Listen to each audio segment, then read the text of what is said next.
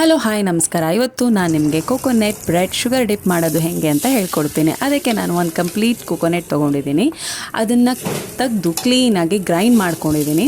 Grind ಮಾಡಿಕೊಂಡು ಅದನ್ನು ಬಾಣಲಿಗೆ ಹಾಕ್ಕೊಂಡು ರೋಸ್ಟ್ ಆಗೋವರೆಗೂ ಫ್ರೈ ಮಾಡಿ. ತಿರುವಾಗ್ತಾನೆ ಇರಬೇಕು, ಯಾಕೆಂದರೆ ತಳ ಸಿಗುತ್ತೆ. ಹಾಗಾಗಿ ಅದನ್ನು ರೋಸ್ಟ್ ಮಾಡೋವರೆಗೂ ತಿರುವಾಗ್ತಾಯಿರಿ.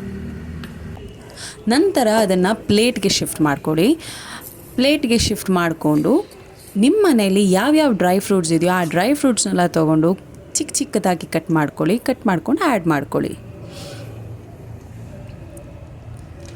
ಆಮೇಲೆ ಅದಕ್ಕೆ ನೀವು ಮಿಲ್ಕ್ ಮೇಡ್ ಆ್ಯಡ್ ಮಾಡ್ಕೊಳ್ಳಿ. ಸ್ವಲ್ಪ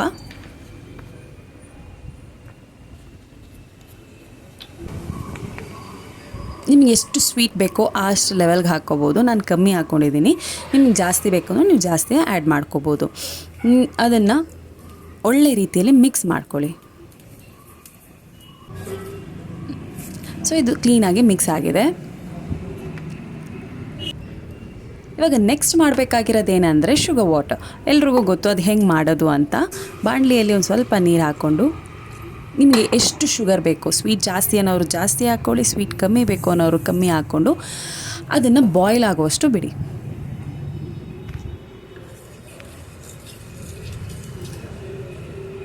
ಸೊ ಒಳ್ಳೆ ರೀತಿಯಲ್ಲಿ ಬಾಯ್ಲ್ ಆಗಬೇಕು.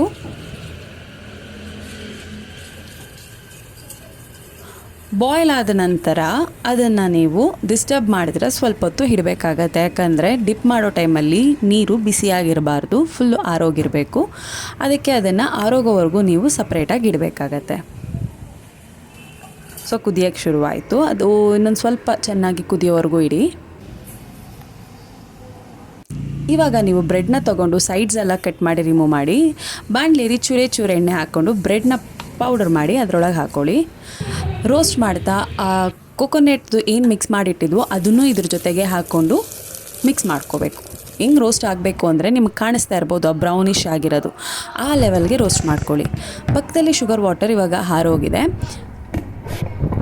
ಇವಾಗ ಏನು ಆಯಿಲೆಲ್ಲ ಬೇಡ, ಕೈಯಲ್ಲಿ ಆ ಮಿಕ್ಸ್ಚರ್ನ ತೊಗೊಂಡು ಮಿಕ್ಸ್ ಆಗಿರೋದನ್ನ ಕ್ಲೀನಾಗಿ ಬಾಲ್ ಮಾಡ್ಕೊಳ್ಳಿ. ಅದನ್ನು ಉಂಡೆ ಕಟ್ಟಿದ ಮೇಲೆ ಆ ಶುಗರ್ ವಾಟರಲ್ಲಿ ಡಿಪ್ ಮಾಡ್ಕೋಬೇಕು ಅಷ್ಟೇ. ಅದನ್ನು ಸಪ್ರೇಟಾಗಿ ಇಟ್ಕೊಳ್ಳಿ. ಅದೇ ಥರ ಎಷ್ಟು ಇದೆಯೋ ಅಷ್ಟಕ್ಕೂ ಮಾಡ್ಕೊಳ್ಳಿ. ಅದನ್ನು ನೀವು ತುಂಬಾ ಪ್ರೆಸ್ ಮಾಡಬೇಕಾಗತ್ತೆ. ಯಾಕಂದರೆ ಅದು ಬ್ರೆಡ್ ಇರೋ ಕಾರಣಕ್ಕೆ ತುಂಬ ಲೈಟಾಗೆಲ್ಲ ನೀವು ಪ್ರೆಷರ್ ಹಾಕೋಕ್ಕಾಗಲ್ಲ, ಜಾಸ್ತಿನೇ ಪ್ರೆಷರಾಗಿ ರೋಲ್ ಮಾಡಬೇಕಾಗತ್ತೆ.